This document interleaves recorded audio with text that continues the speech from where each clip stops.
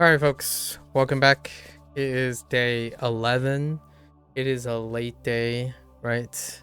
We wrapped up our Wanikani session. We wrapped up our Wanikani session from our late day trip to the airport. And we're back. 欢迎大家回来, right? Welcome.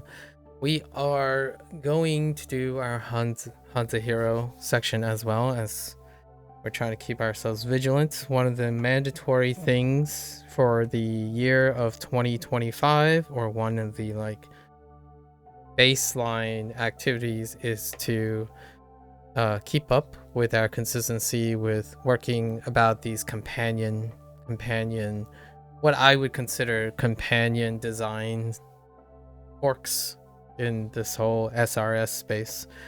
So HanziHero is more or less my compensation for how the conversation of Anki comes up all the time. So in general, as a way to weave in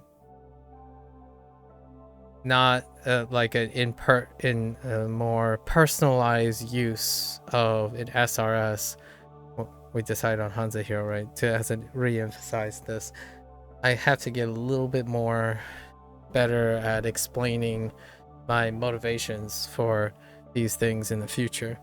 But anyways, HanziHero's SRS, right? Their design has been pretty consistent. It's probably gonna take approximately 1 hour or less. I think today we're on the slightly higher side. 27. It's like 3 more every 10 lessons or so. There's a rotation that increases that by a little bit. Now, there is something interesting about the settings. When you look at the settings, right? So far we have set it to regular, which is 10 items per day. So 10 lessons per day, every single day, regardless. So there's no locking or anything. It's 10 lessons a day. I don't know still not quite sure what that means technically. I think it's 10 new things that things are not exposed. So technically it's more like a 10 unlocks every day, right? And then you complete things. If you consistently complete things, the volume stays the same. However, the volume also doesn't stack when you skip a day. At least in my opinion, I haven't tried skipping a day, but I don't think you have 10 items, right? And if you skip a day, suddenly the second day you have 20 lessons. Now, this is different from reviews. Reviews stack. So the reviews will probably pile up, but I don't think the lessons pile up. Don't quote me on that yet because I haven't skipped a day yet. There will come a time where I'm going to skip 3 or 4 days, and we'll see how that ends up. Because Otakon is yearly, and I'll be away for 4 days, and we'll see if it stacks up or not, right? However, they do give you a projection of how many reviews you will eventually get across the board. I'm guessing it says 110 reviews per day.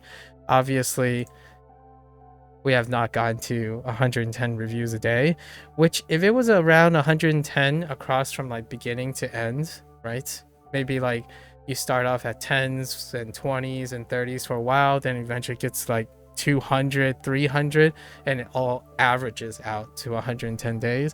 That sounds about right for Wanikani, actually, for the large majority of the things already at that pace. We'll see how high the review gets. I think 27 is the highest number I've seen so far. And I think today is a special day because I think we're going to level up today. And what day is it? Day 11? So I think we're going to level up today. I think the Hanzi Pass are not specifically Hanzi characters, because I'm pretty sure I did not pass 25 separate hunts. Oh, maybe I did. Oh no, that does check out. Oh no, maybe it's not today. It's probably tomorrow. So if we pass 2 today, right? If we get 3 today, then we could see what happens in level. And maybe it is exactly the characters. because 25 would mean I averaged. If I average 2 per day, there'll be 22 characters, right? 22 characters, and maybe there's an oddball where you learn 3 characters as opposed to 2 characters a day. So we might not see a level up today. We'll see. We're blasting through all the pinyin shortcuts already. The sounds, right? So the sounds are dwindling down. Actually, I'm kind of curious. Spoiler alert. Yeah, we're halfway through the sounds, through the proper sounds. Oh, I just saw Diddy Kong.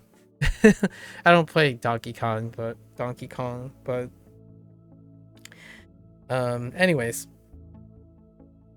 let's get into our lesson.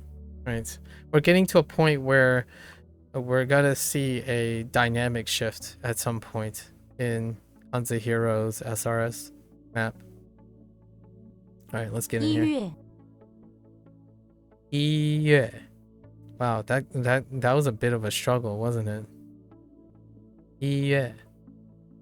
All right, 1 month. All right, we're starting with counters as well. Counters for HanziHero side of things. The number 1 month is January. I'm not saying it is the best month, just that it is the first month. Fair enough. Yeah, sure.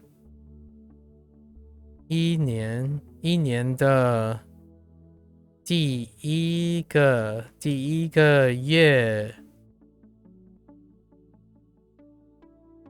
份 I don't know what that is. 1月是1年的第1个月份。 Fun. Okay, it is still fun. Oh, actually, I'm not sure if this fun is the same as the other fun because the other fun was simplified, or if this is an extra character. I mean, I haven't seen this next to it, so this could be the traditional. We'll know in the future if this is the traditional character or not. It is fun though. Fun. 1月是1年的第1个月份。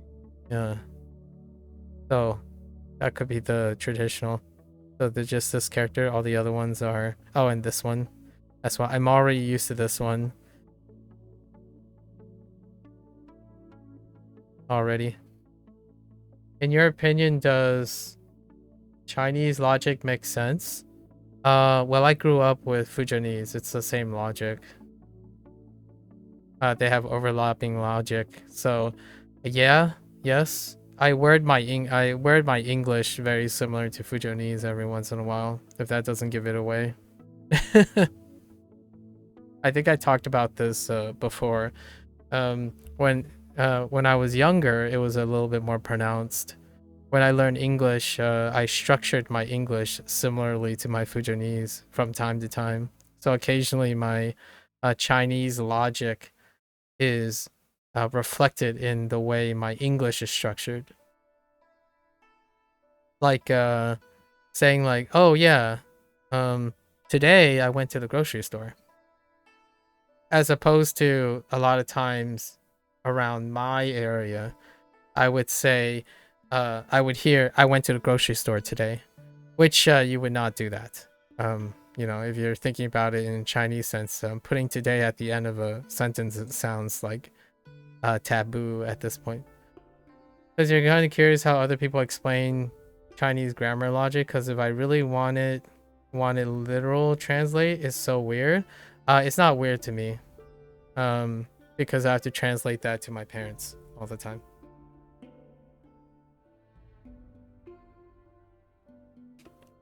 Like when I went to the airport today with my father to pick up my mother, explaining things like signs and English and whatnot, you just translate it literally, or you retranslate it, you rearrange it, I suppose. Like right, this kind of translates okay. Like January is first year of the number 1 of the years, of the months of the years. Actually, I don't actually know what this thing means. That might be like a small unit of this, but yes. Right. And January is new of the start of the year. The new year starts.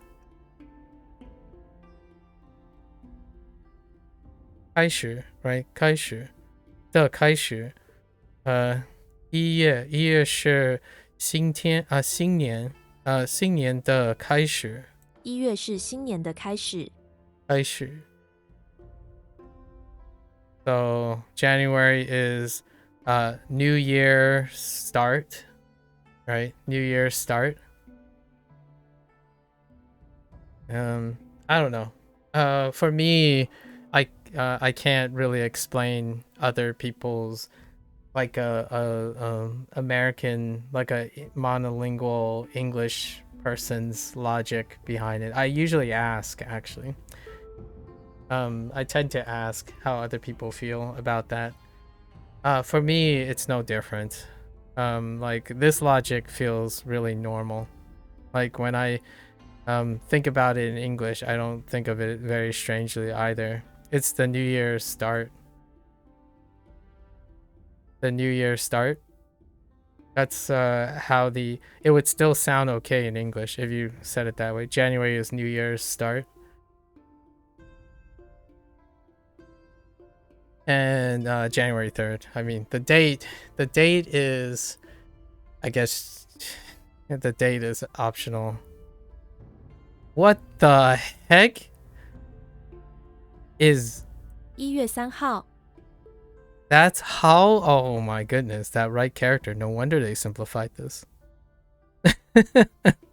It's just the left radical. New Year. Oh wow. So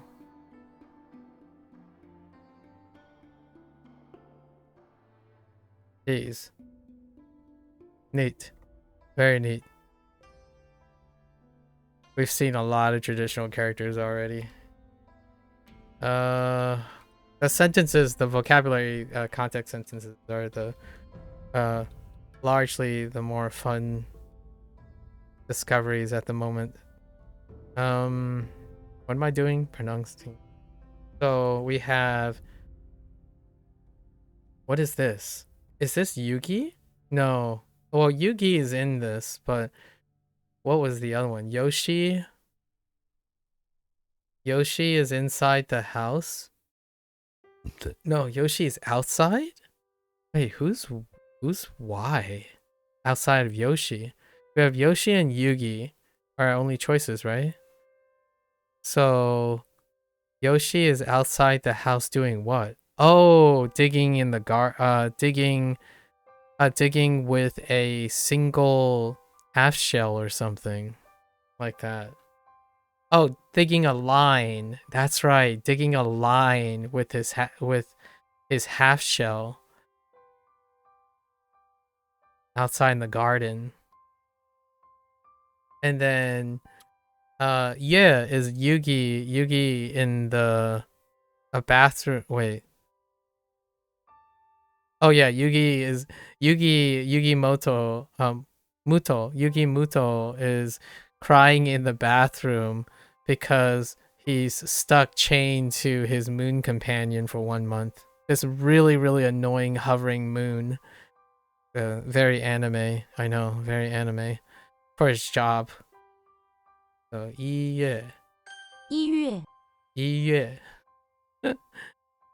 and then first month. Oh, first month is January. Oh, that's a problem, by the way. Wait, did they use January or did they use first month? Because that was something that I had problems as a kid when I was younger. Whenever someone says January, it's like, oh, the first month. I see. The first month of the year, right? Yeah. Or I mean, I don't think I've ever caught myself saying the first moon or the second moon, but maybe I think about it that way. But yeah, January. The months were kind of annoying because English months are weird. Okay, they use January. All right. Can I type first month? Am I okay to type first month? No. They don't accept first month. Oh. I could add a synonym though. The the way this works, apparently, I didn't realize this. I haven't used this yet because I think we won't really need to. If you add a synonym, it'll accept your synonym. So I could like click here and say first month. And if I add it, it'll accept first month for this in the future, right? That's fine. There's also a beta feature. I just realized when I was reading the forums today, the HanziHero forum. The other story that I had about like Anki and stuff was the Wanikani forum. I read the forums every day now. I'm like a forum troll. Sorry everyone. I'm not gonna post the forum or anything. You can go to the forums yourself to read whatever it is. I'll probably write commentary and stuff just for like courtesy purposes. I don't want to like go to the thread or anything like that. It's not that type of a channel. However, there is a feature called the dictionary feature. And apparently you can add dictionary items to this. And they can be on top of your lesson criteria. How useful that is, I don't know. I think that's more of an advanced thing, so I'm gonna wait on it. Apparently you can add things from, and it's in beta, where you can add whatever dictionary. So it's kind of like adding customizability or adding additional things that you find that are important. There's already Wanikani is not feature rich, and I kind of understand how to explain that, but there's a little bit of controversy right now on the Wanikani thread.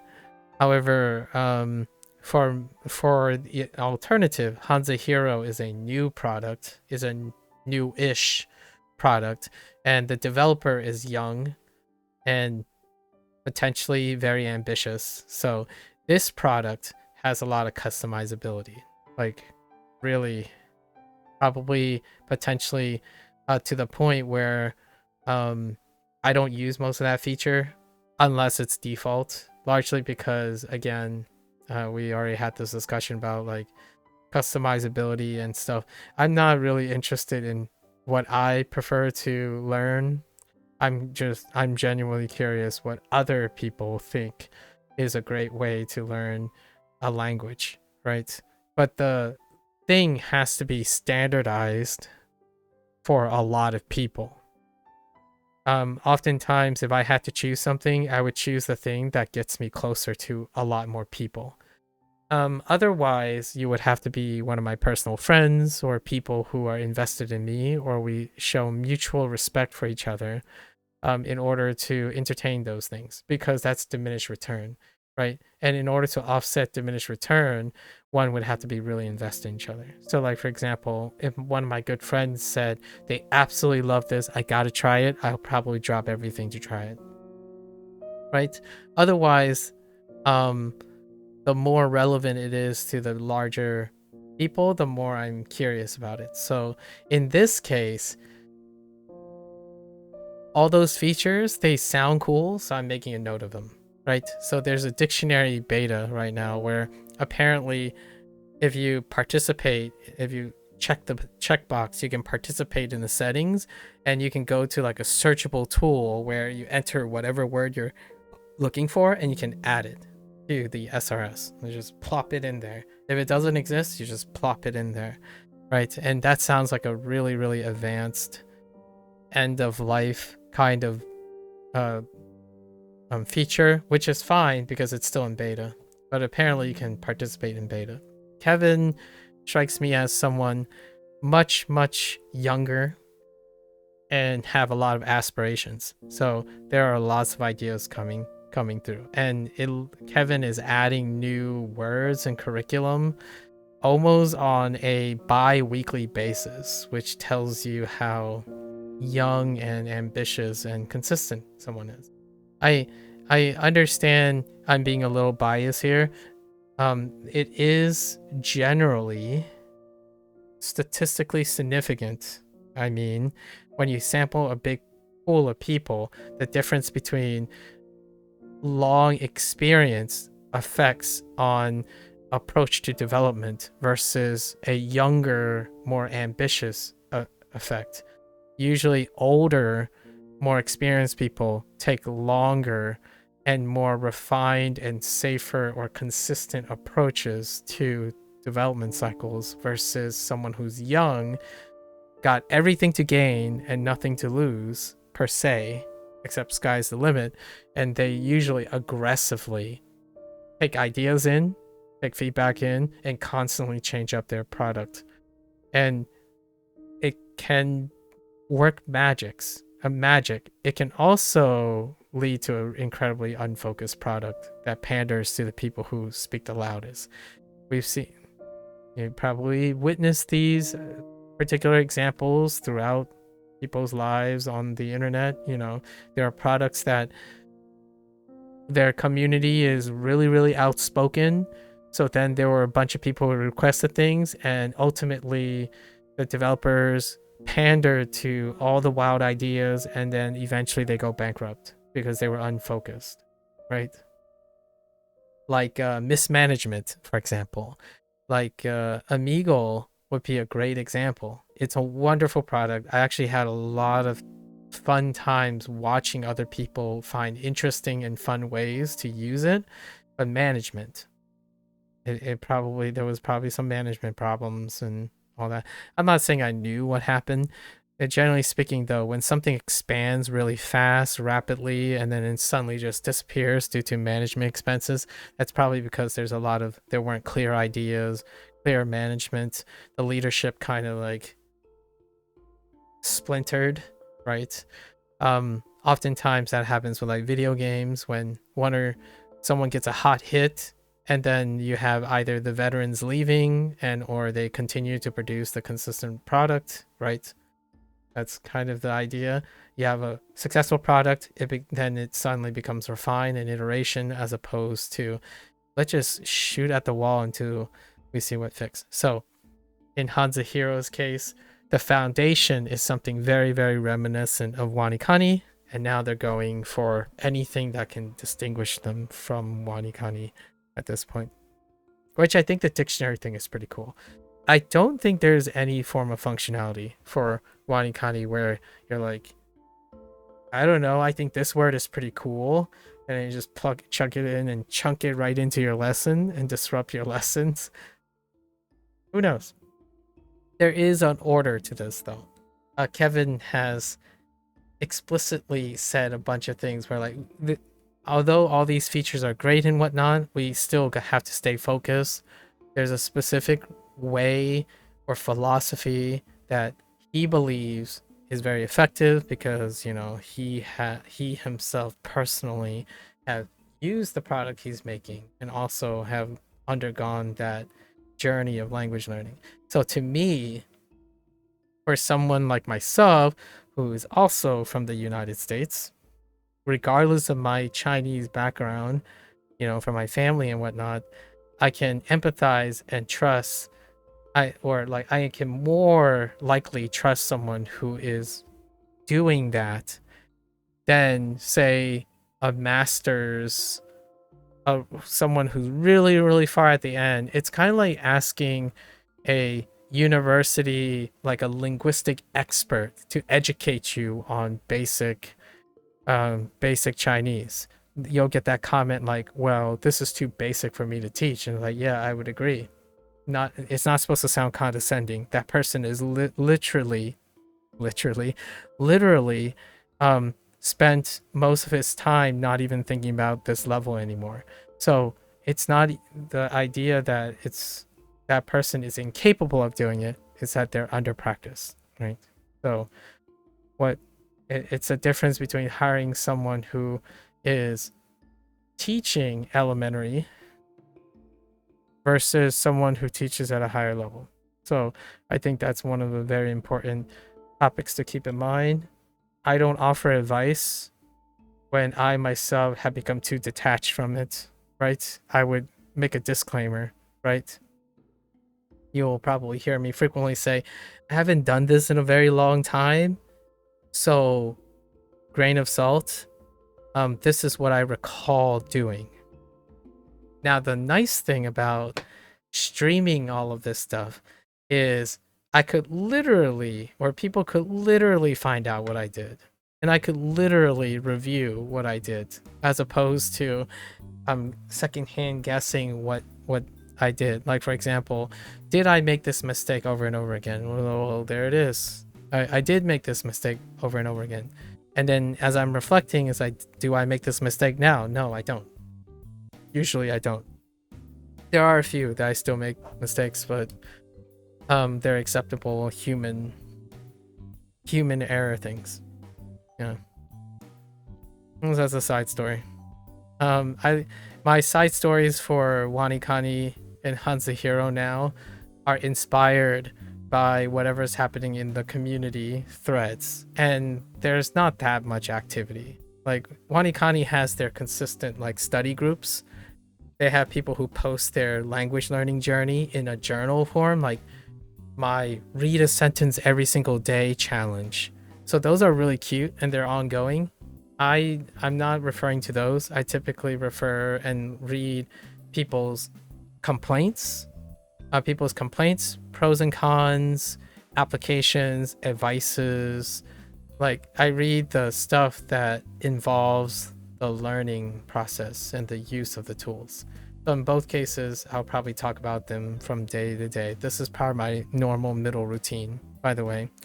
To understand what people's complaints are, right? Complaints are how the community or the existing community and the developer address and talk to each other. Those are the things that interest me. All the other people who are talking about how many words they learn and whatnot, it's like, that's great. I'm glad you're getting the affirmation. However, that is a static element. You know, it's an element like, oh, you learned the word month today. Like, that's great. I hope everyone congratulates you and whatnot. However, that doesn't teach me something that I'm particularly focused on, unless they explain what this means to them. Then that's a different story, right? If I wanted to get to know that person, I would read that post to get an understanding of that person, at least. Saying you know this, saying you know something else, saying you know this, that's flexing facts and knowledge, but it's very impersonal. It's unrelatable. If you correct someone, right, it's hard to relate to the person that's correcting you. It really is. I think about it, like, I don't want to push anyone's buttons, but think about how think about the role reversal. How much do you learn from someone other than knowing that they like to correct people? You don't really learn a lot. Like, it doesn't explain why you're correcting someone. It doesn't explain what your like the motivations, how this is important, like in what way did you notice this, that kind of thing. And that's part of, in my opinion, making mistakes is also similar, where someone can make a mistake and passively tries to solve that problem or passively ignore the problem. I am genuinely and generally not that type of person. I linger, I figure out how and why and where the deficiencies are, and then I compensate for it, right? Whether the tool does it or not. I think that's one thing very, very worth mentioning over and over again as we continue to use different products or things to study Chinese and Japanese. Okay. Yeah. Wait, didn't we go? Oh, wait, yeah. We already went over this. Just kidding. Yeah. So we have Yu-Gi-Oh! So Yugi, not Yu-Gi-Oh! Yugi Muto. So Yugi is in the basement of the house to get shelter from the rain? Okay, we have the construct rain, this is a traditional character. It's interesting that the difference between Is that really the difference between it's so interesting that the difference between the traditional rain and uh the simplified rain is that the the the strokes are pointed in the same direction.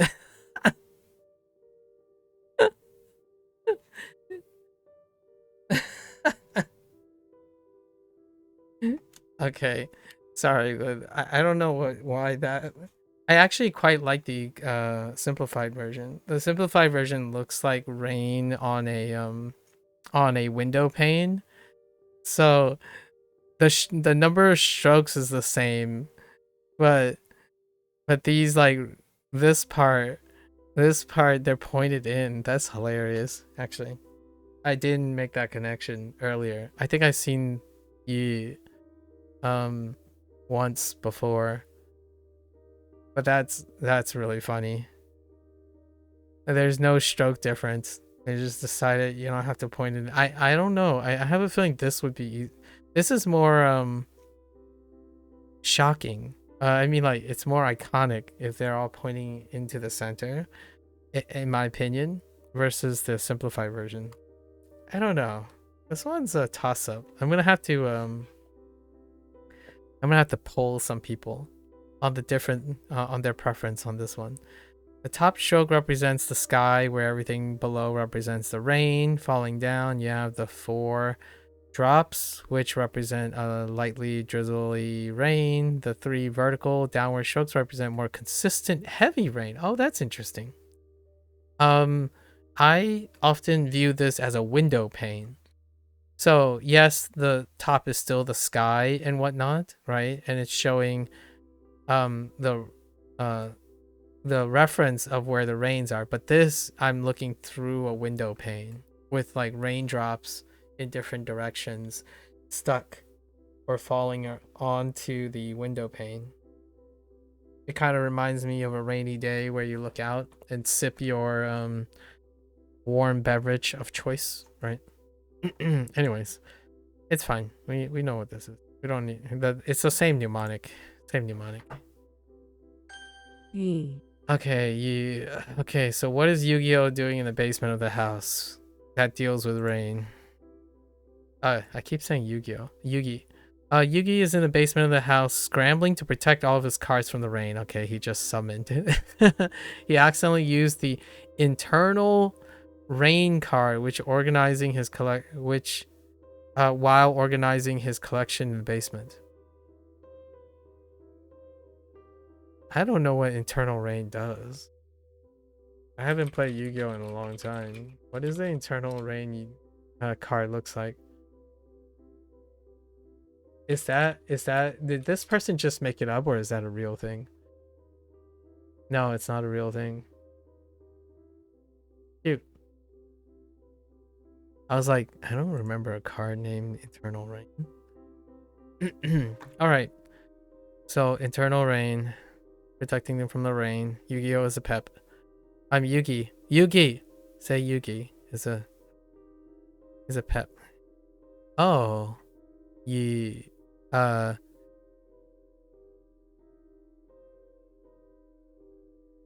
Yu Fu. Yu Fu. Yu Fu. Mao Mao Yi. Mao Mao Yi. Mao Mao Mao Yi. Mao Mao Yi. Yi San. Fine rain, like thin. 细雨 and then 下雨. Okay. So Yu-Gi-Oh in the basement, protecting his cards from the rain. Got it. Okay, woo. Where are we going with this? Walter White is in the basement of the house. Wait. Yeah, is in the basement of the house doing something with 5 things. 5 represents by 5 strokes. Okay, 5 strokes. I got it. If you erase the vertical line in the bottom left, it actually looks like 5. Yeah. So you have the picture and or the 5 strokes.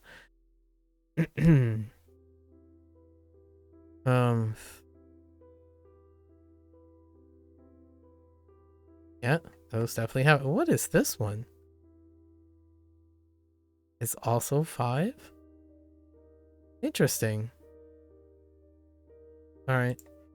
This is self-explanatory. Need to pass. Ooh. Okay, well, okay, now we got the word. So what is Walter White doing 5 of? Walter White is in the basement of the house cooking up batches of meth. Oh, of course he is. He has 5 different batches going, each in a different pot. Jesse tries to give him a high 5, and Walter looked at him confused. I don't think Walter White would be confused about a high 5, but I feel like Walter White would give him a stern stink eye. It's like, dude, what do you think this is? High school chemistry? That's a Breaking Bad joke. In case for the peeps out there who haven't watched Breaking Bad. Walter White is was a high school chemistry teacher. Okay.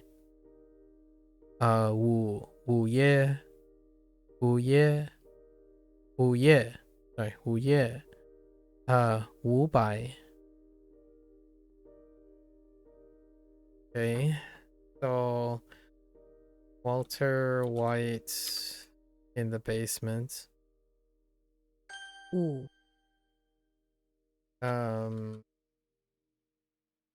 Cooking out five batches of meth. Okay.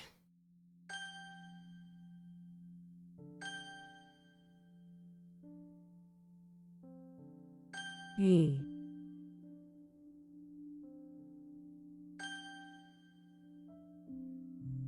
Uh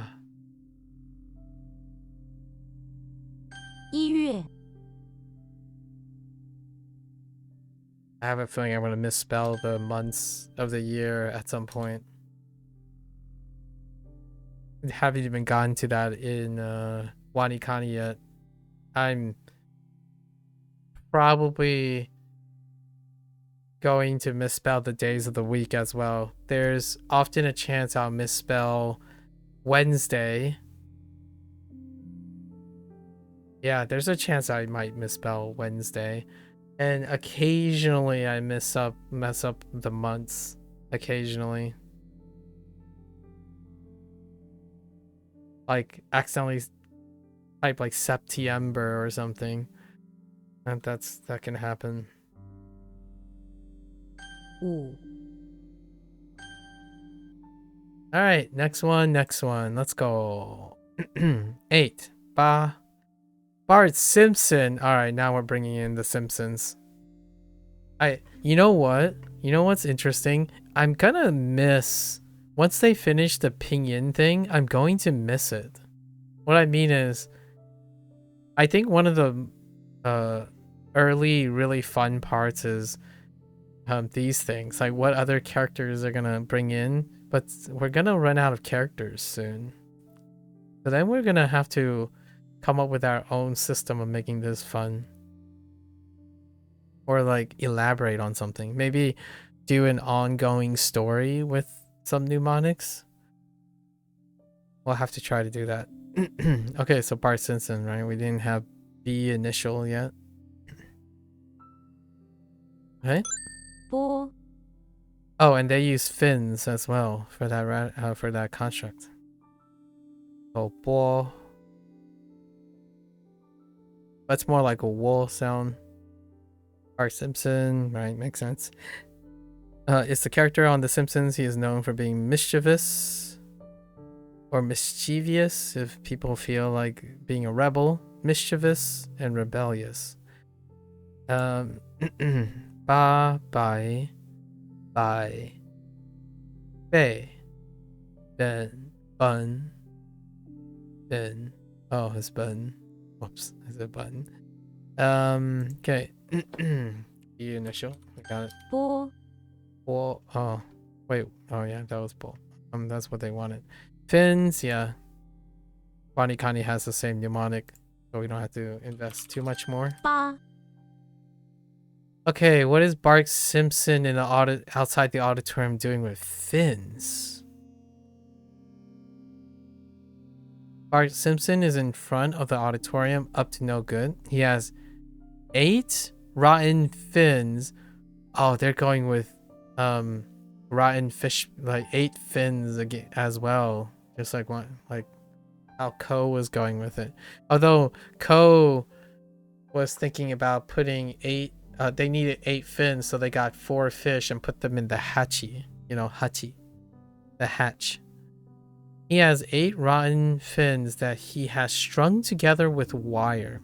He threw them through the open auditorium doors, having them land right in front of a bunch of rich people dressed up for the play that's about to start. The entire lobby fills with a foul stench as the fins decompose.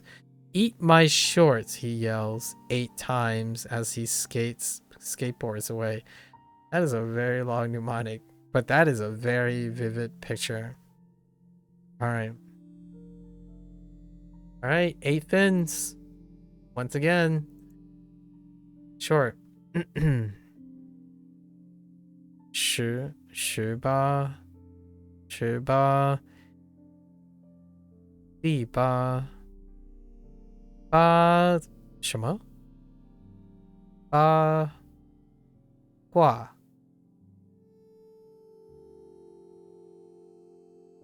Oh, 八卦八卦 Oh, okay. All right. So Bart Simpson in the in the outside the auditorium getting ready to toss the fins. 八 The 8 fins. 毛 Mao fur. Okay. The barn for owl? What sounds like owl that makes me think of a barn? Like an owl? Like a barn owl? Ain't no way. Ain't no way. 凹 Owl, or maybe, or how? Okay, yeah, it sounds like owl in the English. Owl, but with less of a W. Yeah, how? Owl. The owl sound in the word cow. I see. Sounds quite similar. And then, oh, you know, old McDonald's have a.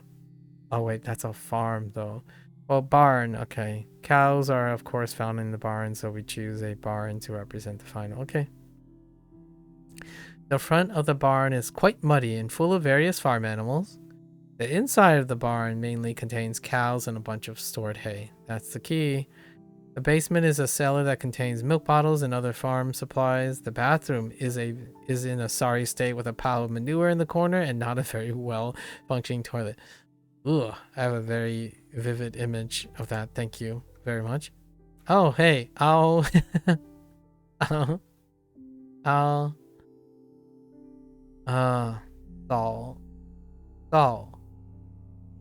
早桥桥 潮 好 潮 man.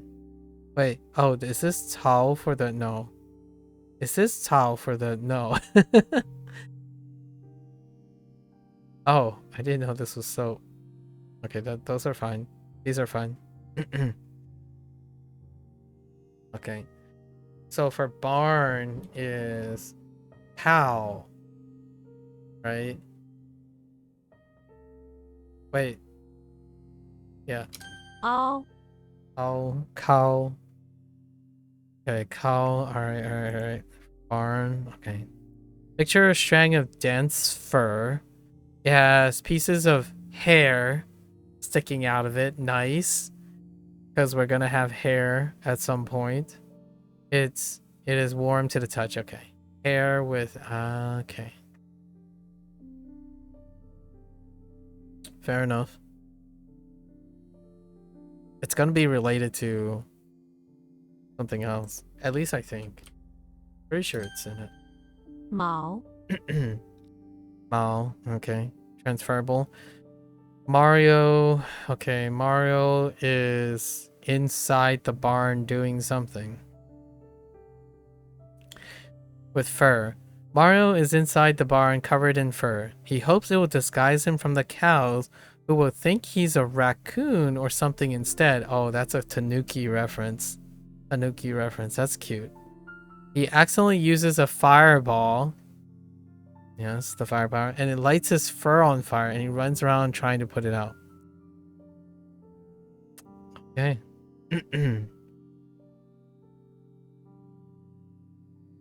And where he got drizzle. Mao Mao Mao Mao Mao Mao Yu. Mao Mao Yu. Mao Mao Mao B Mao, yeah, Mao B. Makes sense. Like it's related to pencil and pen as well. It's a modifier for like a stick or writing thing. Writing implement. Mao Qi P. Oh, I thought it was T P. Oh, oh, that makes sense. Fur leather. Mao P. Yeah, like 皮鞋, like a leather shoes. P. Mao P. And then Mao Shi. No, Jin. Oh, oh, that Jin. Oh, Mao Jin. Oh, okay, that makes sense too. How that comes out to a towel. And then what the badminton? Oh, that's gotta be just sounds, right? That's just sounds. No, it's not. It's not. Oh wait. Oh, badminton. No. Badminton is this is a translation. Badminton has his own thing because badminton's all the rage actually. It's pretty big. Pretty big. So I can't see that. I mean, I'm gonna guess that's a 4, so. Oh, that's a different oh no, it's not. 羽毛球 羽毛球 huh, 羽毛球 okay. I could be real. I'm probably not gonna remember that. We'll have to wait till it comes up. So what was it? Mario was in the barn. Was inside the barn. Mao. Dressed up in fur. And then lighting it on fire by accident. Yeah, okay. Fins. All. All. Fur.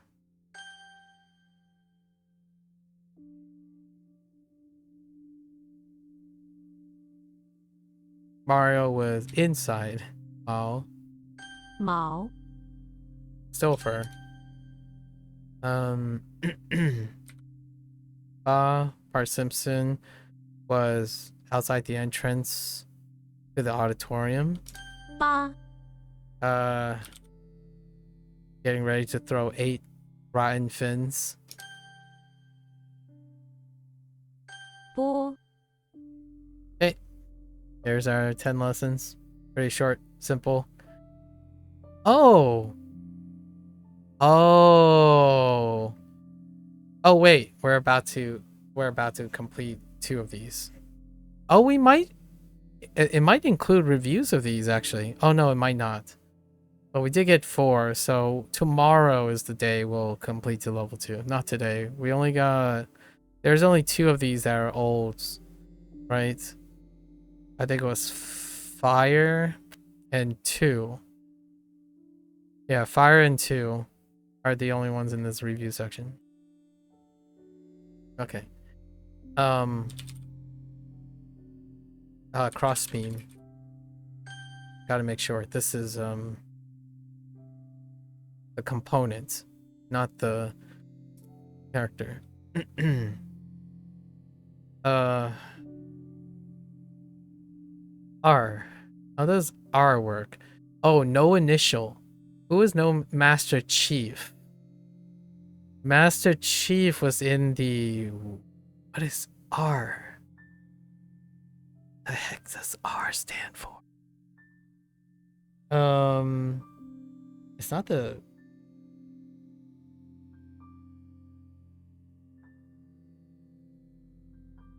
Master Chief is in the bathroom of the arcade.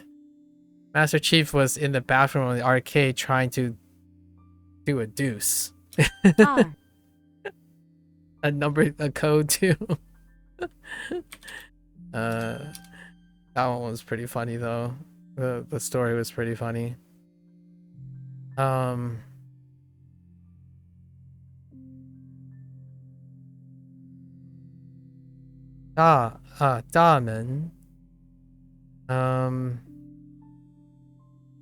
Yeah, these are fine. Damen. 大门 And that's the main entrance. The main entrance is usually the big entrance. R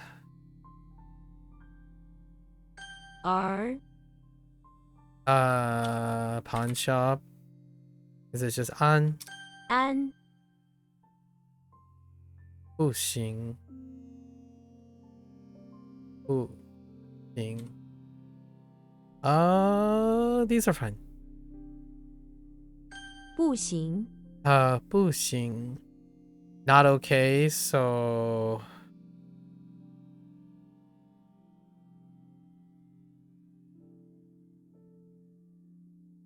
Wait, but what did they want?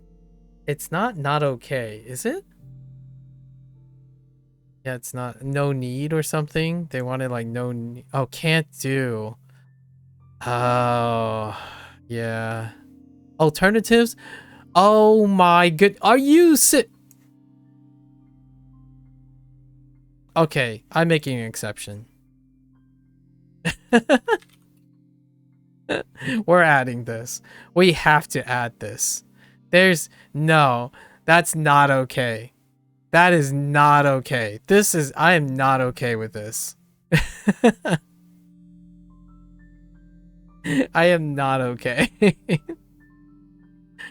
Of all the things, I think it's this is how you notate it with no initial. Yes, that they want it. That is not okay. What did they want again?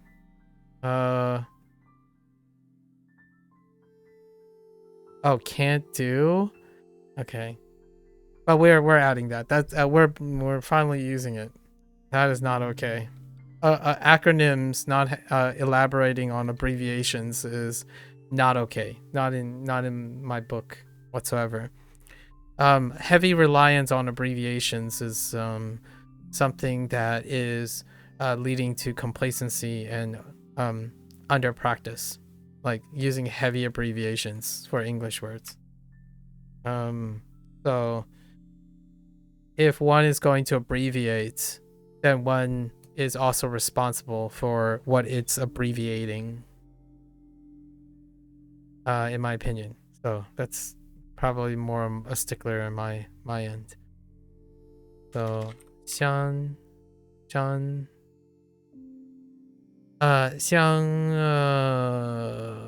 what is this? Shrek? Shrek is outside the pawn shop. Making a mountain of mud. 山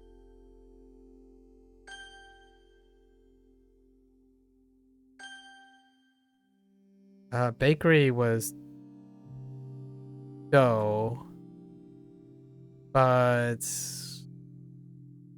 was there a parentheses? O Yeah, there were parentheses around it.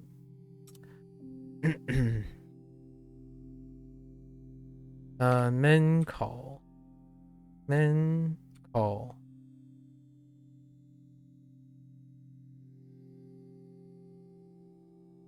Yeah, we're okay with 门 those. 口 Men call. Sorry. Oh, wrong tone. Men call. Men call. Men call. The door with the mouth. I just want an entrance for this.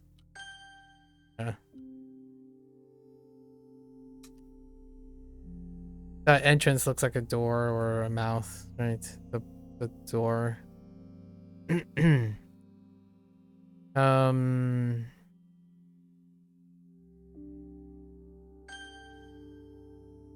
That's a component.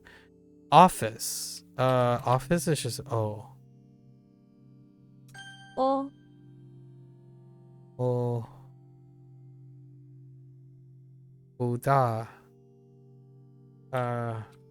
Buddha. 不大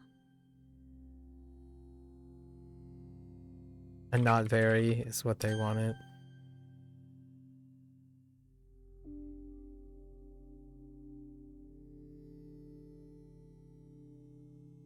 Zhi. Zhi. 日日 Zhi. Zhi. Zhi. Zhi. We're saying daily, the day to day. What's the context? Cowboy. It's a branding. What did they want this? Can't do? Heck you. Heck you. I wrote not okay. Heck in English abbreviations. That's an English problem, not a Chinese problem. No worries.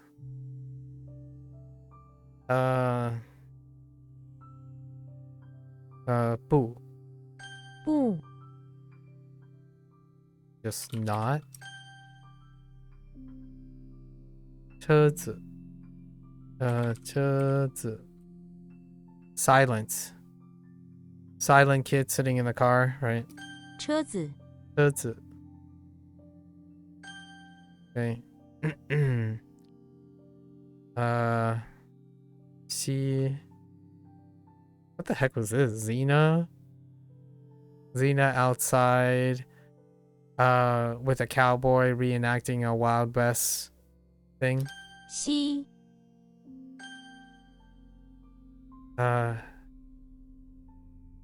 行人. 行人. 行人 How does this work? Go people. Pedestrian.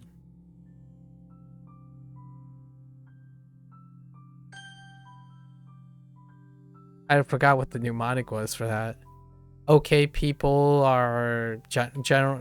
Oh yeah, like generally people are okay. Pedestrians. Generally pedestrians are okay. I guess. Oh. 东西东西 museum piece that has east and west, a weird piece in a museum, weird thing in a museum with east west written on it. Right, fire. How does hall work?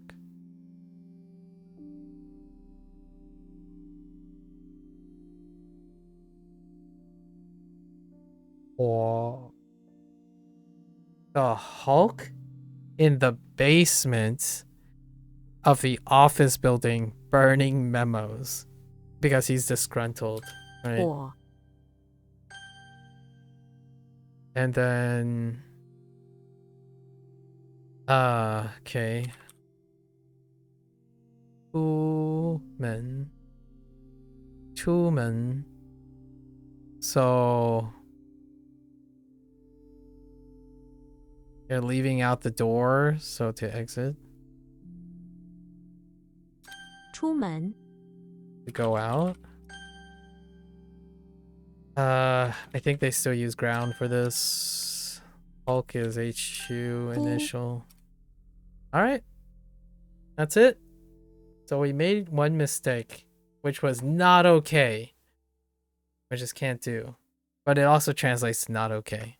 So that's a little bit of a weird womp moment because not okay does not include not okay. If you're ever wondering when you can be pedantic pedantic about stuff, this would be it. This is a being pedantic, basically. If you're upset, like me, I'm not really upset. Not really, because we know the reason why. If you're someone who, you know, likes to care about the small details and the nuances, this is one of those cases where if you overuse abbreviations, then you lose the nuance. You lose the nuance and details of the language, right? Because not okay is not okay as well. This is how you would also represent it in English, right? Won't do, won't do is will not do. Can't do is cannot do. So if I cannot do something, if I type cannot do something, you know what? That's probably what we're gonna do from now on. We're going to add all the non-abbreviations as synonyms from now on.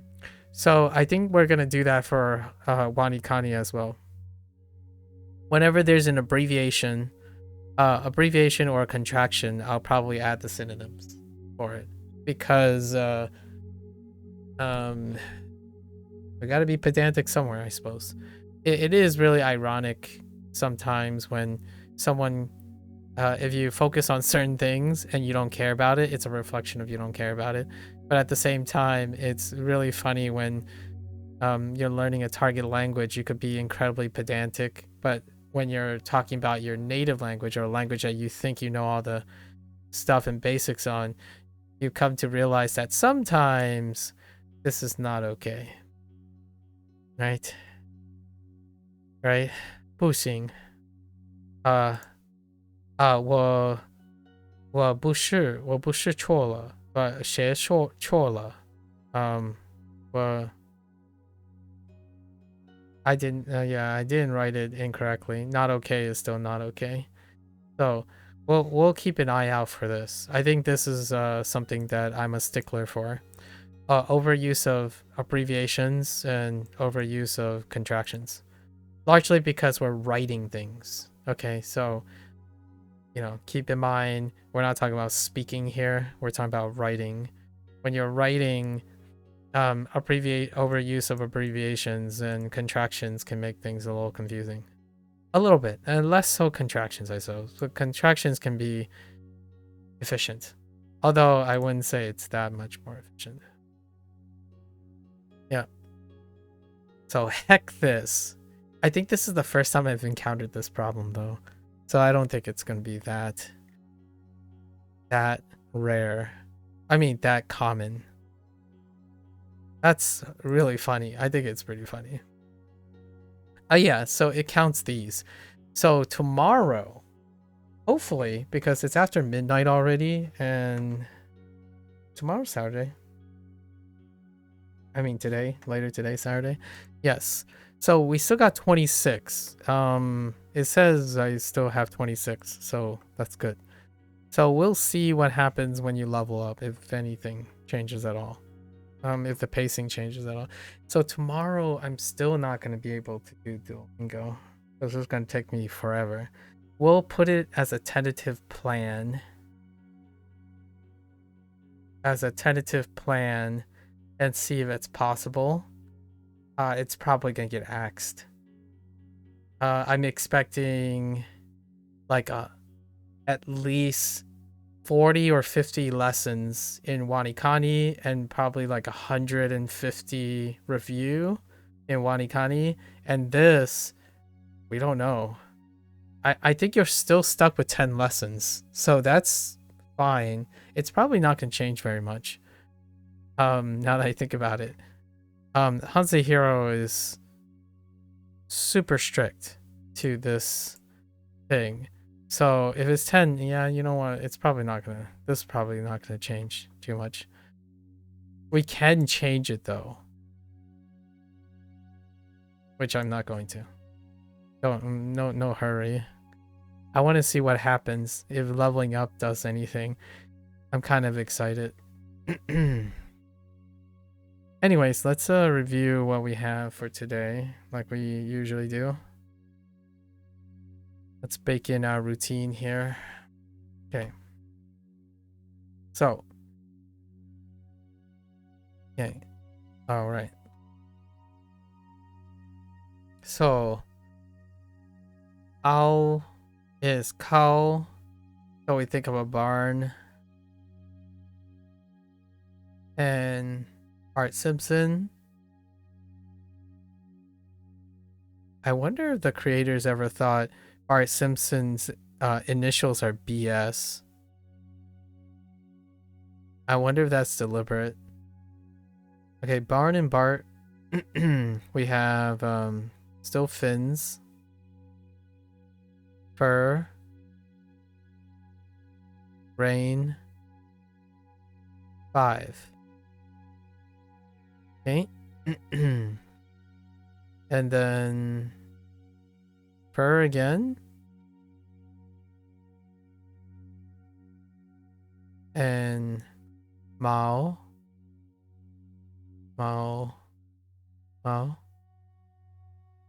Rain again. You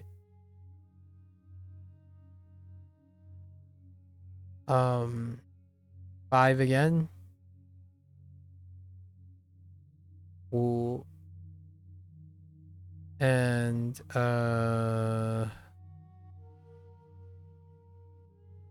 8. Oh yeah, that's right, because it's a modified, yeah. 8.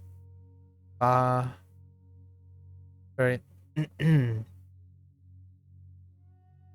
And yeah.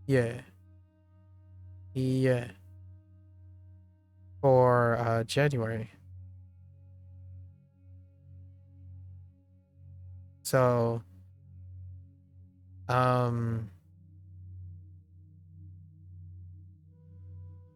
we have Mario.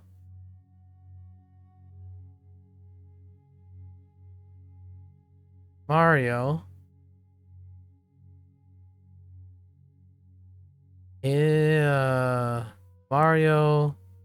inside Mario inside the barn, dressed up in fur, hoping the cows don't recognize him, but he set it on fire anyways, because he's a pep. Okay, so now Art Simpson is outside the entrance to the auditorium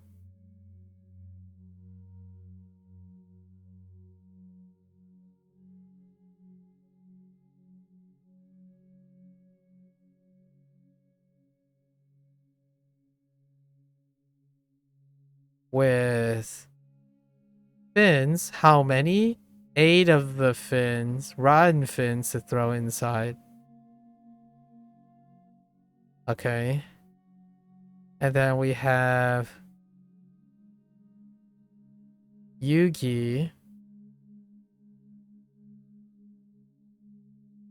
We have Yugi.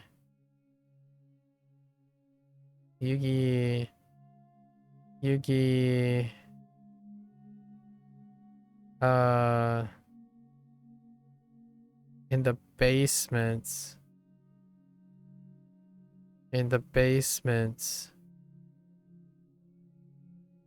Of the house.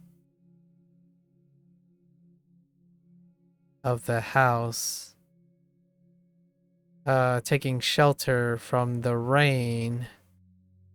But he's also a pep and cast an eternal rain spell inside, or card, played an eternal rain card, which doesn't exist as far as I know.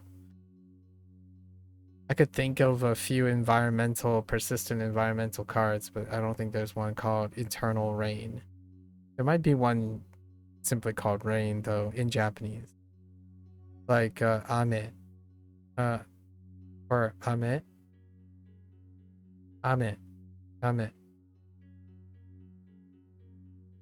I think Ame is hard candy. Which one? One of them is hard candy. One of them is I think Ame is rain. Let's see. It's a 50-50. Pitch accent hard. Let's see. Walter White. Walter.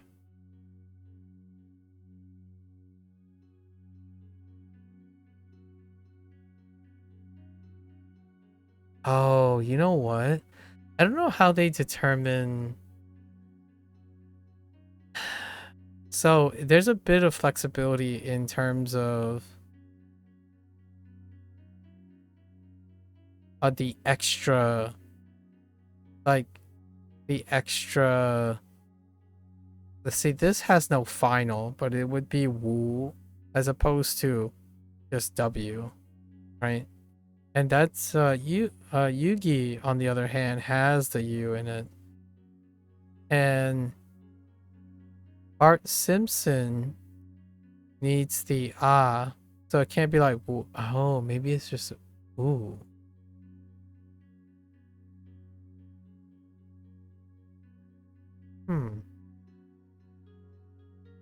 Yeah, if I remember correctly, is Walter White in the basement. Right, Walter White in the basement of the house. In the basement of the house, cooking up 5 batches of something something, of the good stuff, of the blue stuff.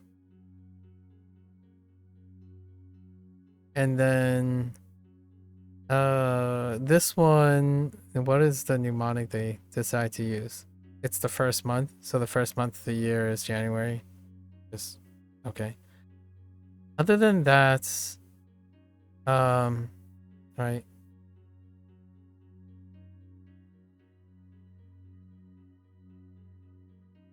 Right. Oh, 行, right? 不行. Which what was the primary they did? Can't do. And that's it. Yep. HanziHero is super consistent. We still didn't even spend an hour, even after my digression. Super consistent. There is a chance I will try to normalize Wanikani to HanziHero's pace, possibly, largely due to making room for other things, right? So tomorrow, I think executively, I am going. The executive decision is I'm gonna place Duolingo Chinese in the rotation for tomorrow because largely it's for practice. I'm practicing. Right now, how many constructs am I up to? I am okay. So today is the end of Friday for me. So I have Saturday, Sunday, and Monday. Monday is the last Neverwinter for a couple months, right? So I have 3 days. If I practice Duolingo Chinese on Saturday, that means I have 2 days left. 2 days left. And where am I at? On Duolingo Japanese, I have 22 constructs done. On Duolingo Chinese, I think I also have 22 constructs done. So that would mean I would have to do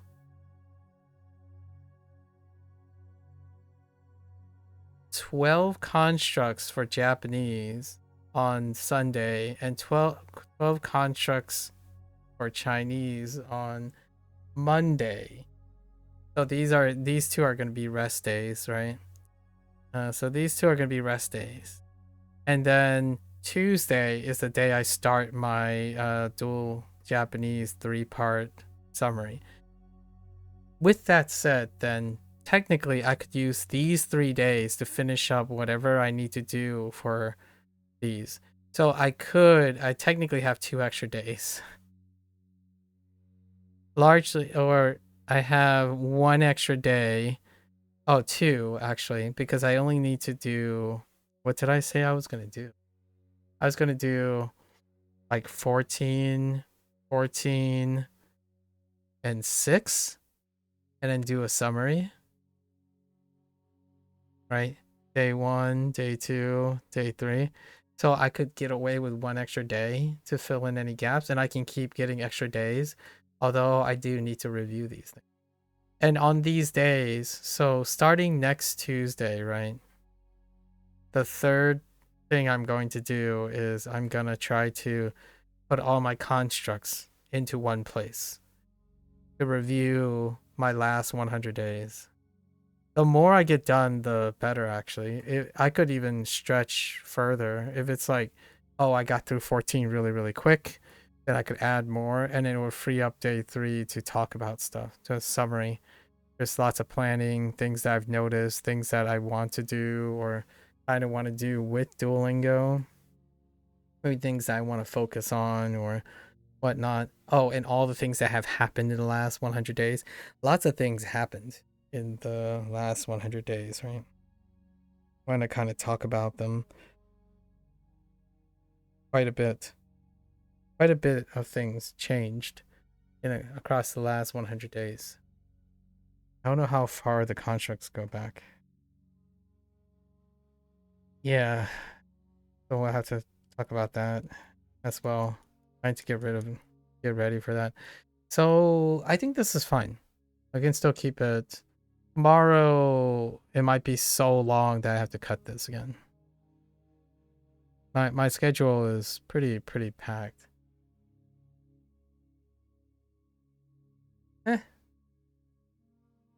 Put in the work. Maybe tonight. Tonight I'll squeeze in like, I have to get to 28, right? I have to do at least 6 Japanese constructs. If I can do that, I liberate an extra day so I could carry over. The schedule is so tight. These things take me like hours. Like to do 10 a day, or to do 10 a day, it takes me hours afterwards. With some breaks in between and dinner and whatnot. There's a lot of things. I vastly underestimated how much vocabulary it is. Like the Chinese portion with the 34 constructs that I wanted to go over. Man, it's so much vocabulary. I thought when I think of SRS, right? As I'm doing HanziHero, and then even when I'm doing Manikani, when I'm going over these constructs, it's way over the daily exposure of Manikani and HanziHero at the moment. Almost 2 or 3 times. It's very specific though. It's very specific because it doesn't start out like that. It's like in the middle, you know. Japanese is in the middle, and then Chinese was just wrapping up. We were wrapping up, so all the stuff got really blurred together. Like sometimes I just stare at something like danrang, right? Danrang, I'm like, what the heck does that look like? And I'm staring at it, it's like, this looks so familiar. Or like things like Da Swan, right? Da Swan, or something like Yi right? I'm like, what? I'm naming all the ones I'm having problems with. or that I had a problem when I'm going back. So I'm looking at my notes, right, my constructs, and I'm like, oh, why did I place this here? Like, what does this have to relate with this? It is tough. And what's even tougher is I realized that the writing algorithm is super fantastic for Chinese, but it is devastatingly, it leaves me a lot to be desired. Like jisho.org is pretty sweet. Like it's nice, right? It's nice. However, the writing portion, like, you know, all I write out my characters to search because that's part of the exercise that I'm doing, and most of the time I end up looking up the radicals. Like, okay, let's just use the radical input. Instead of doing like copy pasta from memory or something, I usually try to encourage myself when I'm reviewing to be like, okay, well, I can probably get the meaning from this using this line of radicals, right? And whatnot. So, man, I think I've realized that, yeah, even apps are underbaked when it comes to writing, which is understandable because even though people keep talking about their, like, how much they understand their Japanese and their like Chinese progress and whatnot, and yet somehow it really is only the progress that they want or they're interested in. And my interest includes writing, and it's very clear that writing is not a priority, which makes sense, right? That's how I wanted to emphasize my little digression in Wanikani, right? I have to appreciate the idea that people don't care about writing anymore. Like the algorithm, in my opinion, I did a social experiment. I was curious, so I changed up. I looked at their functionality, right? Do they have a separate one where, like, okay, you might not know the stroke order. Do you have an option where you draw the character based on its shape and ignore stroke order? Well, at least the MDBG sorta has a check, a failsafe for that, sort of. However, there's another site that is way more flexible, so to speak, than Jisho. I know, like, people hype Jisho up a lot over time. It's a great resource. However, there's definitely deficiencies, and deficiencies are there largely due to the sake that it doesn't come up very often. Like when you think of, oh, how do I figure out what this word means or how this character means, the first thing that comes to mind is like, unlike me, like other people, their first thing that can come to mind would be like, oh, I'll just type it, right? Or, oh, I'll look up the shapes from an automatic pull down list or something. And my first thought is, oh, I would just write it. I know the character, so I'm just gonna, write this here. And how reliable is it that the algo that Jisho has, that even, I tested some social experiments. I'm like, oh, well, what happens if I did it this way? Oh my gosh, that feels so awkward. What if I did it this way? How likely is it that Jisho has an algo that predicates on its shape and awareness of the entire shape versus it has to be verbatim a certain specific length, variety, like for example, if you accidentally turn it down a little like this, right, as opposed to a straight line across, does this throw off the matching system, right? It actually kind of does.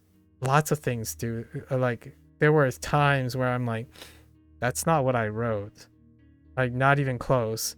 And there's not enough like a smart sensor or sensitivity or funneling for that. And ultimately I found that in Jisho, using radicals is quicker.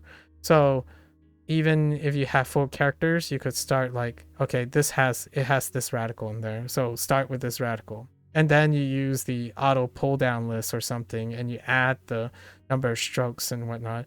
That became far more consistent than what I would say if there was a way, a much more AI specific related thing. When you look at the overall shape, right? This used as a mat, like a map, right? As a map to match a existing body of things, you can match this to, you know, right? That's what I discovered. I think MDBG has an algorithm or whatever their system they're using for strokes is fantastic. So kudos to MDBG. I was told I didn't test Plucko, but Plucko is like the darling gold standard apparently for the Mandarin learning community. As I accept, I haven't used Plucko, but Plucko is like the gold standard for most people. But I'm kind of curious. I will have to test that out. But when I've been reviewing this type of construct, I've encountered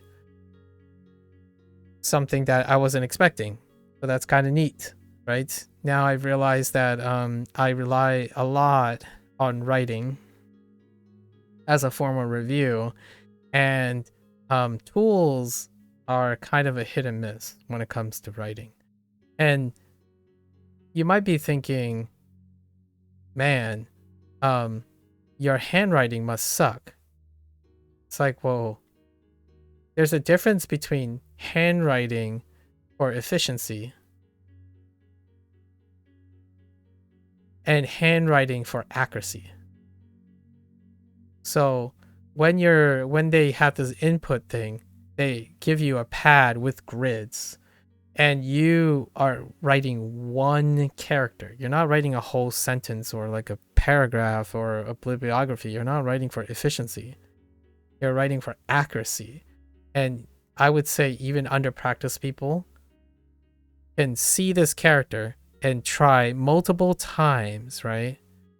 You know, you can try multiple times to write as accurate as possible. And it's really hampered, in my opinion, restricted by the software or the coding that they have. MDBG has this really interesting thing where it like softens your input. So when you're like writing this and you have like a slight initiation gap here and a lift gap here, you can see the lift and the initiation of your strokes. Oh, and also, by the way, you can't use pen. So I don't even, not to say that when I say MDBG is fantastic, I mean they're fantastic if you're okay with the mouse. So I have to write and search these with my mouse because it doesn't take pen inputs. So you can't even draw, you can't even write it with the pen input. Like I've been practicing most of my, like the last year in writing. You have to use a mouse. So even then there's like the softener for MDBG that kind of makes it, maybe they're softening the strokes so that it's more like encloses a lot more possibilities. But whatever it is, whatever they're doing, it's pretty fantastic compared to like Jisho. I don't know what it is about Jisho. Maybe my Japanese is just terrible. It would be interesting. There's no way I have a control, so I can't control for it. The way I controlled for it was I took as simple of a character as I can, like for example, Jew, right? I took Jew and I wrote it both ways. And I'm kind of curious if they paid attention to stroke order. And the answer is yes, they do. By default, they have to take in stroke order. So then I start thinking, well, what happens if you slightly tilt this? Like, you know, at an axis, does it still pick it up? Right? So I messed around for quite a bit. And I earnestly think Isho gets a pass for something that's diminished return. Right, but these are experiences that are unique to me, I would say, and maybe like a much smaller population of Japanese language learners. Why is this important? Well, it's as important as someone who thinks pitch accent is important, right? If you like Japanese, then um, I like Japanese, you know, the language. So um, naturally, then I wouldn't necessarily say I would write off things just because I don't care about them, right? And writing is one of them. I don't write off pitch accent either. I try my best when I catch the pitch accent. Like right, ame and ame, right? Ame and ame. Kami and kami, or kami, kami, kami, kami, right? All neutral, down and up. So I try. So writing, not the greatest. I'll talk more about this in the review. I'm collecting my thoughts. Reviewing this in the privacy. So like I'm not streaming this part, largely because I would be doing this for like 16 hours straight. Like the streams would be 16 hours of me, like an additional 8 to 9 hours of me sitting there, like cross-referencing, trying to write my constructs. So that I'm not streaming, largely because my health and my, like, the intent of my channel and the stuff would be conflicting. But I'll try to summarize most of the stuff. I'll try to summarize like how did I go about this, how did I did it, and then what did that teach me. And that's one of the things. Writing implementation is not so hot. Not that anyone is asking for better writing implementation. Yeah. Anyways, that's a little teaser for today. I'll be back tomorrow at the normal time, maybe even earlier, because I'm kind of afraid. Afraid, not in the sense that I'm not going to look forward to it. Afraid that I might have too much fun and neglect my due diligence in doing work. Right? This is work to me. This is something that I have to keep myself honest. This is my due diligence. It's my fundamentals, right? Supposedly, I'm supposed to know all these things. Just because I've known them once in my life doesn't necessarily mean I haven't forgotten a lot of those things. Much like when someone uses an abbreviation and I ask them, can you spell that word? And sometimes it will take you longer than you think, right? Or when you say something so many times, you realize you didn't even know that you're using them. Like, for example, when I tried to point out a behavior and the person may or may not believe that to be true. When someone points out a behavior about me, I'd like to believe I'm more likely to be receptive to that. At the same time, though, it is definitely still more noticeable to myself, right? If someone points out something and you have to pause on it, you're thinking, is that true or not? I would like to say oftentimes when someone is around you often, they're more likely to point things out that you probably have forgotten or not noticed anymore. And that's usually because the basics and foundations are no longer with you. You don't pay attention to them anymore. There's nothing to be discovered, for example. It's not important to you anymore. And this is me right here. I'll talk about it later. I'll say it twice, at least twice, for both the reviews.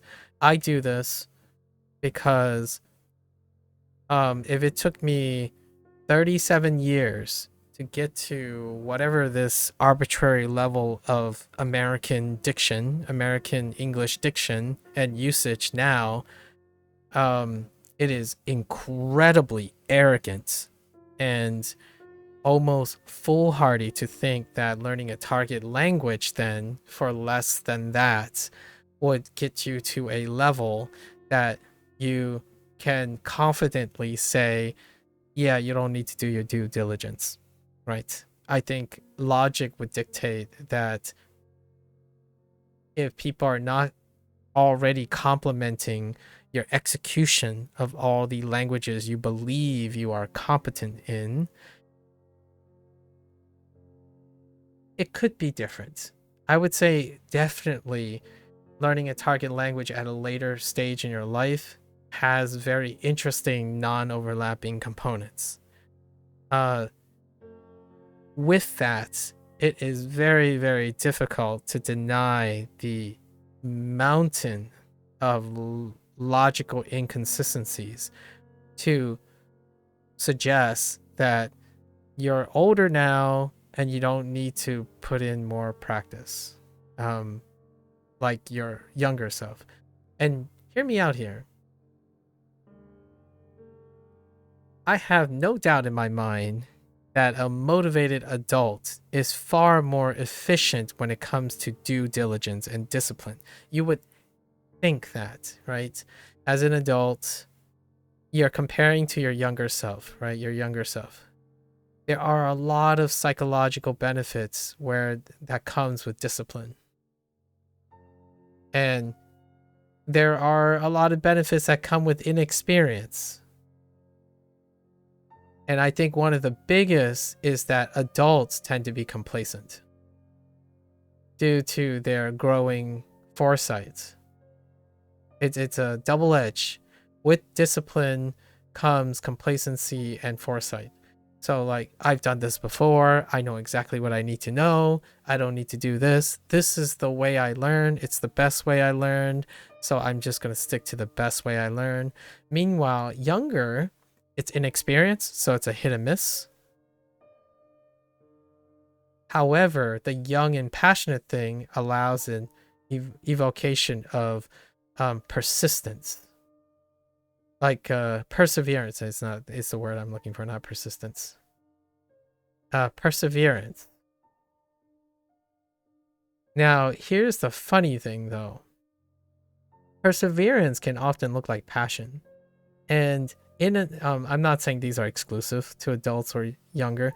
An adult can be blinded by passion as well, which makes them youthful, however appear inexperienced.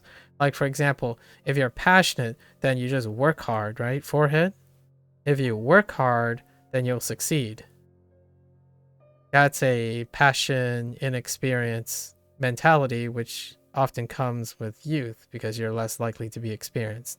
So with that said, when you're an adult, you're more likely to have less passion, but passion still exists because with that trade-off, you have discipline, right? Discipline and XP, which prevents you from working harder than you need to. And that comes with the whole idea of focusing on efficiency and efficacy, right? Now, here's the thing. In my opinion, there's a balance to all of this. A sufficiency necessary for perseverance and a sufficiency necessary for discipline. This is my discipline here. I'm trying to be disciplined about my reviews and my constructs and my stringency. My reviews and my practice is incredibly disciplined. It requires discipline to systemically be consistent. Foundation practice, consistency, speaking, right? Repetition, that's due diligence. It's your discipline. Learning is youthful, it's passionate, it's perseverance. So oftentimes those things, in my opinion, gets mixed up.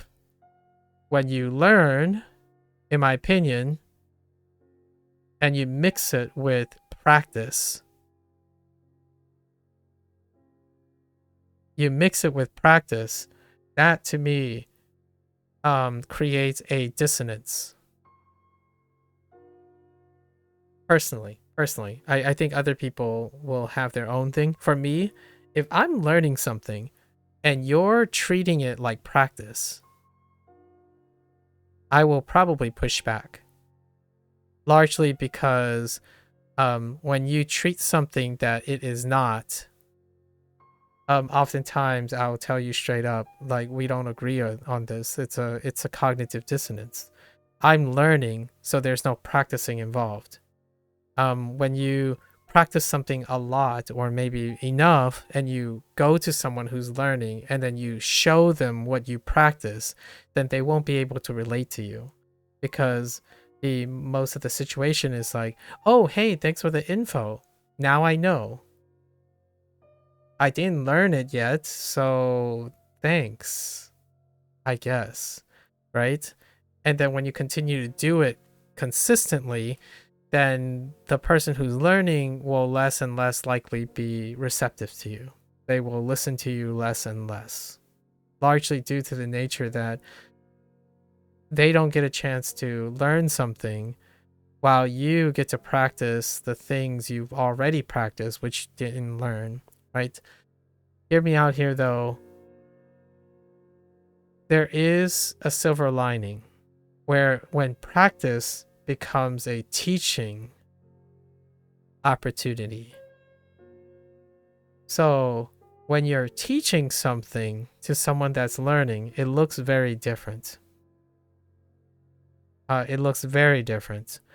And we'll save that for another day to talk about. I think I'll probably talk about it in one of these things.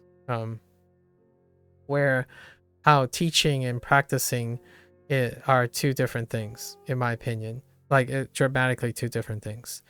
Gecko and I have many of these discussions, and it's wonderful because Gecko often approaches questions and explainers and whatnot from a teaching and an instructive perspective, something that's very indicative of someone who needs to take care of a little one, right? When one becomes a parent, for example, or a very experienced adult who takes care of other people or takes care of people of other ages and whatnot, their way of teaching is not the same as disseminating knowledge, right? If you fail at something, my immediate reaction is not to tell you the right answer. My immediate action is to tell you, do you want help? To ask you, do you want help? And if not, may I demonstrate something that isn't the answer, but may aid in you finding the answer, right? Or enabling someone to learn a skill in the learning process. It's very different.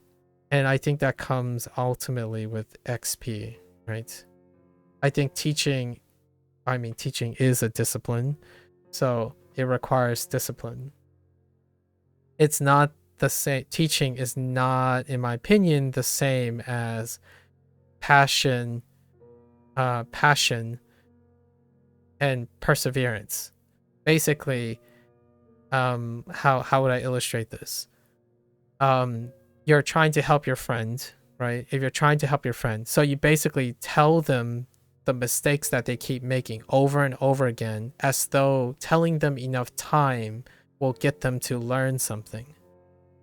That's almost akin to beating against a dead horse, expecting it to do better, or doing the same exact action, hoping that the reaction would be different. It will be different because you're talking to a human being, but it might not be what you're expecting.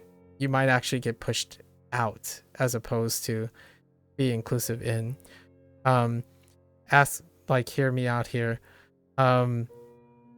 If you are a person who gets really upset or dislikes when a higher authority nags you and consistently tell you the same thing and remind you of the same thing that you're constantly making an error by telling you the solution is the same solution, then what kind of awareness would you have if you do that the same when you grow older to someone else, right? Ultimately, for me, it usually doesn't work out. So, I have a very high respect for people who teach, because the successful teachers are the ones who have to spend a lot of time not necessarily catering to passion and perseverance, but to the act of discipline, doing their due diligence. You have to study many different ways. You have to engage in many different ways, largely due to the nature that repeating yourself over and over again and stating facts is not sufficient to engage someone's learning process, in my opinion, especially today's age. And I think the biggest irony that I have to say in my language learning encounters is that people who say self-study is wonderful and that they finally get to learn what they want to learn ends up teaching the same way that they dislike, largely because it's the lowest form of effort, in my opinion, and it's the most efficient, right? It requires the lowest amount of effort and the highest efficiency. So when you're used to hearing other people teach you in a way and you dislike it, it's very ironic that when you go and teach other people or help other people, that is the low amount of effort you use, right? In my opinion. Like, this is a personal anecdote. I think the high frequency is largely teaching, the act of teaching and helping are a different discipline than the act of learning and practicing. So projecting the way you practice, projecting the things you know is very different from teaching the things you know, and it requires understanding what the other person is doing, right? I'm going to sound like a broken record, but these are some of the themes I'm going to be summarizing, right? For Japanese and Chinese. Maybe it's less so Chinese, largely because I don't have a lot more interactions. I think Japanese is the biggest reaction most of the time. It's so consistent now. It's even more consistent about this point now, largely because we're getting to a point where now I'm doing things that I do know, but somehow people go back to assuming you don't know because that's all you see, right? Same, but different. So now I'm having this, which is expected. I'm not saying this is not expected. I started WaniKani and HanziHero knowing that this was going to be one of the first experiences. People explaining to me the things that I've spent over a year learning already. And it's largely due to the nature that when people give advice, they don't ask what the other person knows already. They share what they know to practice. And I am very, I'm going to say, I'm very privileged that there are people who want to do that. That's more than I expect someone saying, oh yeah, you suck, and leaves the chat, right? Or something like that. So I'm always incredibly appreciative. But at the same time, I want to add something to it. I don't want to leave you hanging with no response or reciprocation. So my response would be like, well, thank you. I know that. And now let's talk about something else that's related to it, right? And this is how I would relate to it. It happens a lot. So if I ever start over again, quote unquote, start over again, like in terms of Japanese progress or Hanzi, like Japanese or Chinese progress, then it's going to happen again. You have to I have to accept the idea that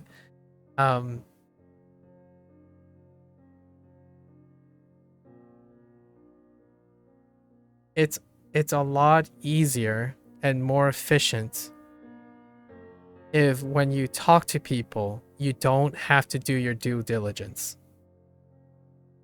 And to me, that is not my default state. I do not default to that. It doesn't save me energy, and that's the whole point. I spend most of my energy figuring out every single time, one by one basis, to know what the other person knows already before I say anything, right? Like, oh, hey, so what did you do to solve the problem? Or like something like, I'm not sure, like, I'm not sure if this person knows if these reads are correct or not. I'm kind of curious how much they know. Instead, it's more like, oh, this person made a mistake, so I should correct it. Because if I made a mistake, I would want someone to correct me. I absolutely disagree with that. Like most of the time, I would disagree with that, largely due to the behavior, right? Because if I asked you, did you like school? Did you like it when you lose points? Did you like it when a teacher writes the correct answer and don't give you an explanation to your tests? Do you like it when someone marks this wrong and asks you go figure it out yourself? Or do you like it when someone writes an answer and it's like, well, that's the right answer. That's all you need to know. It's like, well, can you explain this to me? I don't see why I lost points here. If that angers you, what makes you think that doing the same thing and behaving the same thing would, tell someone else that you don't find this okay? So, like, for example, I go back to my anecdotes with so many people who say they like learning from their mistakes, and yet they try very, very hard to almost prevent other people from doing that.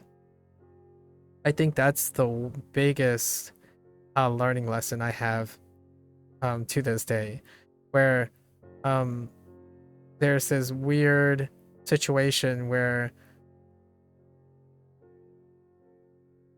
a lot of people are able to appreciate how much making mistakes and learning and correcting their own mistakes was valuable to them. All at the same time, if they are very experienced people and they know a lot, they would ironically do all in their power a lot of times, or even their emotional stress, to prevent that from being something that happens in another person. So you're admitting or you're suggesting that you owe a lot of your growth to being able to learn from your mistakes. Yet when you hang out with someone, you can't stand the sight of that other person, or even emotionally, or understand it, that they're making a mistake too, and instead of expecting them to learn from the mistakes and do better, like yourself, you somehow projected your worries, but did not project your confidence that they were going to grow from it.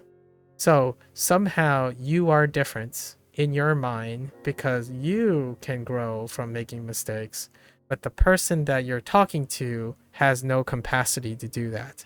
So instead, you emphasize that you're doing that person a favor by preventing them from making that mistake, and or correcting them so that they don't have to correct that mistake as a benefit, right? It's a tough world, and yes, human emotions are irrational. So I don't expect this to be the last time I digress and rant about this. largely because I think that's how most people interact these days. They don't like being corrected, but they think they're doing everyone a favor by correcting other people. That's the nature of the world we live in at the moment. I think the one thing that I find most agreeable is hopefully that in any case, those people will find long-term friends that meet eye to eye on that. This would be a classic case of double standard. It's a double standard. You are different. Somehow you're special. So when you learn Japanese a certain way, other people shouldn't have to learn that way because you know better. That's it's a double standard. It's kind of like saying, I'm not like you, so hear me out. I'm doing you this favor, right? Don't make the same mistake I made to get to my Japanese competence level, because you can do it better if I prevented those mistakes from happening. It's kind of like saying, I can become like you without doing anything you've done in your life. That to me sounds like a paradox. So, I don't know what to say about that. I don't get that far, by the way. Most of those people have already moved on with their lives, which makes rational sense because they don't care enough. Not that they're bad people. Maybe it's me, right? It's a two-body problem, right? Maybe I don't care enough to want to accept that they want to mold me into something that's different from them. Like, I don't mind being like you. Like, if I make the same mistake as you, doesn't that just mean that by the time in 3 years, there's a chance that I end up being competent in Japanese too? It's like, well, no, it's different. If you don't make these mistakes with my guidance, somehow you'll be even better than me. It's really not that's the case. I think most of the time they say, I'm preventing this mistake because I'm doing you a favor. Like, well, you don't know what happens then, right? You could care. That's a little different, right? Anyways, that's a little bit of a digression. I think I have some topics to talk about in the future. Something to think about. It's a food for thought. Like, some ruminations, thinking about teaching a lot of times. One last thing, and I promise this is the last thing. All of this stuff that I'm talking about is the meeting of strangers, right? It's the meeting of strangers. There's no obligation. There aren't imposed obligations. When you go into a classroom that you paid tuition for or tax money for, and the person in the front of the class is standardized to provide something, you and the person that's working there has entered a contract, a prearranged obligatory contract of expectations. That is not the situation that's not the situation I'm referring to here. I'm referring to how one can collectively communicate with other people as colleagues, mutual respected colleagues who exchange and build from each other, who will eventually become friends, right? If not even surrogate family members, people you come to rely on, be consistent with, want to be around with. You can't be friends in a professional setting because one is offering a service and the other, there's ethical concerns, right? If you are friends with your teacher, there's a lot of ethical concerns with that. However, when you're talking online and you're trying to want people to trust you or want to build an audience or have people who believe you care about them, acting in a way that's instructional, like I'm the special person, I have the right answers. So if you stray away from me, then you are the wrong person. That type of thing, it does work. It works in a manipulative, obligatory, dependent way.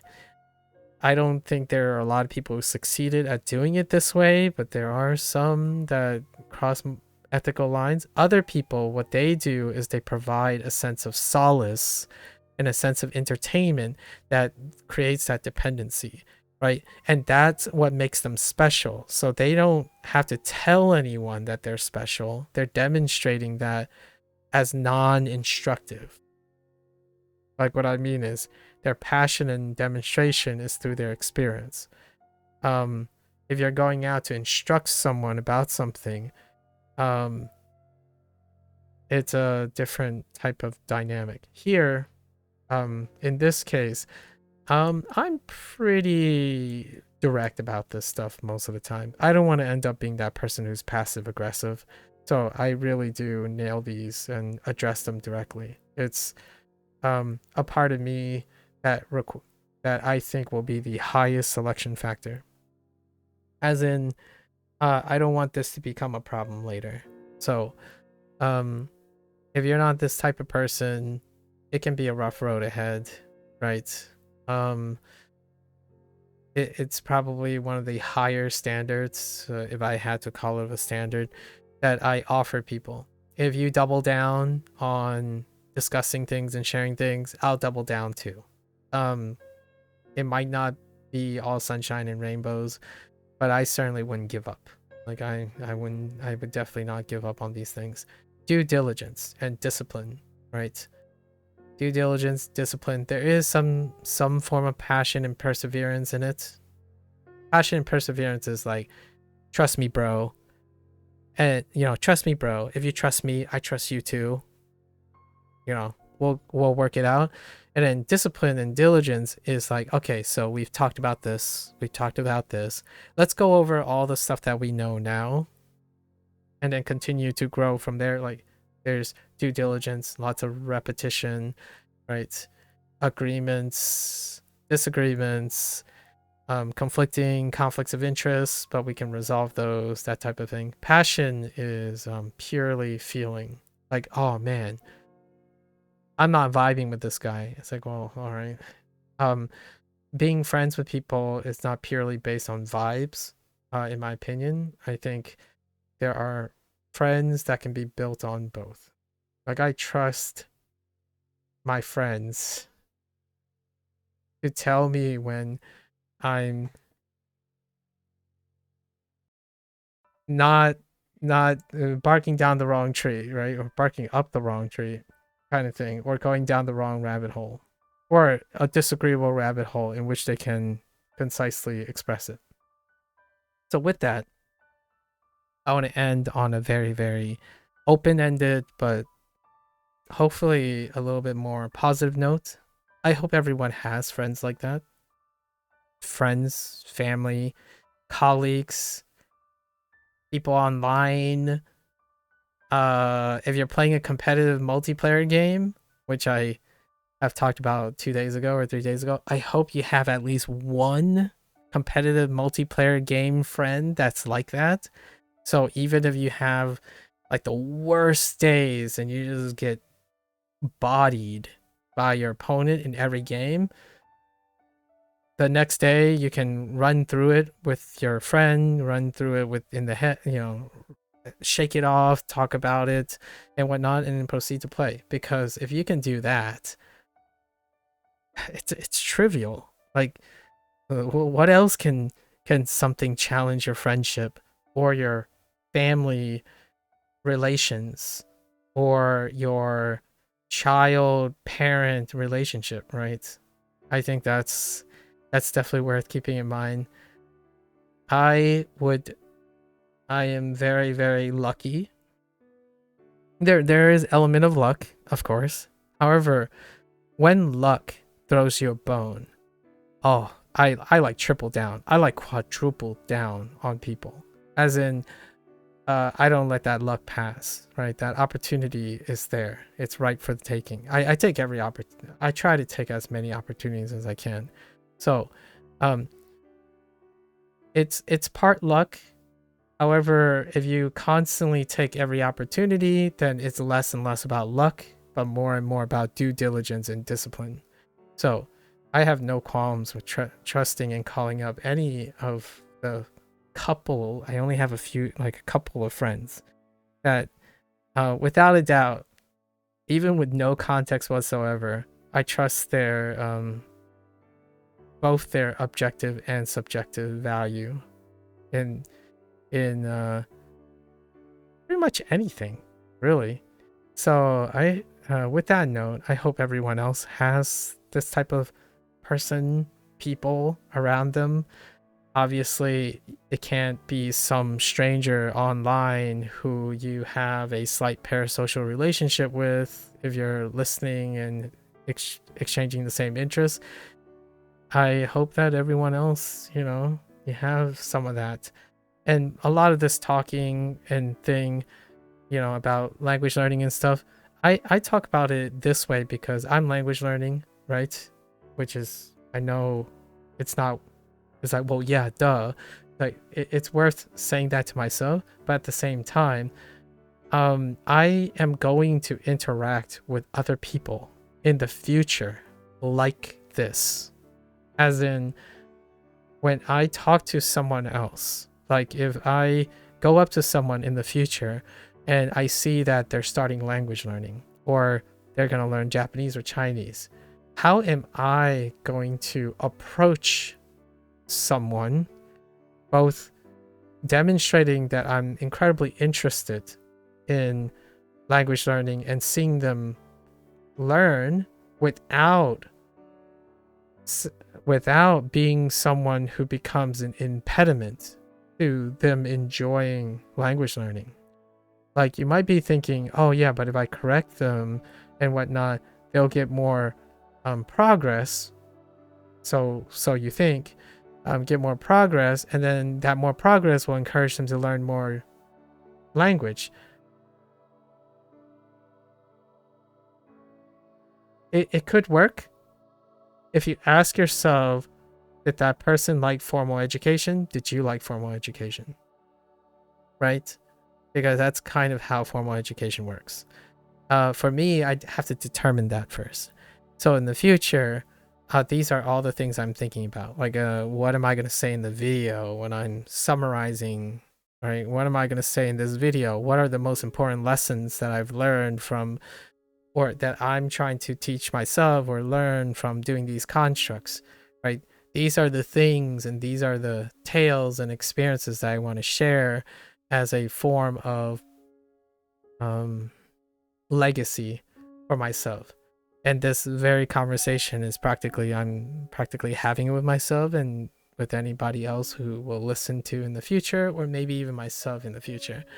I want to tell people that, yeah, you can learn in so many different ways. And I don't want to be that person who, when I show up, this person's suddenly like, oh no, I better be on my A game and I better not make any errors. Like, I don't want to like disappoint this person. It's like, no, you can't disappoint me, right? Or at least I try not to say it's very difficult to disappoint me. You are learning a language. If you have a smile, if you're practicing, and you don't, you're doing your due diligence, the sky's the limit. I hope that I can at least be an encouragement, a source of encouragement, as opposed to some sort of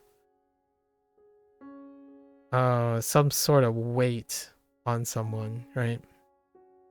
Just a thought. And with that friendly thought, may you have a wonderful. The New Year's is coming up. Churn reminded me. It's actually 2 weeks from the Lunar New Year, and I'm already getting a little sappy because Lunar New Year's is the time when my family actually does a lot more things. We do our daily rituals, talk about things. So in the spirit, the premature spirit of the Lunar New Year's, right? I wish everyone the best of health in the coming years, or in the coming year, right? Best health with friends and family and company, and also a delightful dinner. Not that you have to observe Lunar New Year, just the idea that someone, at least myself, is out there wishing you the best, right? And with that, I'll be back tomorrow. We have a lot of content to consume tomorrow, not in HanziHero, but in WaniKani. HanziHero is probably relatively normal. But until then, if you're gonna watch this later, 谢谢. So until next time, 下次见, right? Stay safe, stay healthy, and I'll catch you guys on the next one. Bye bye.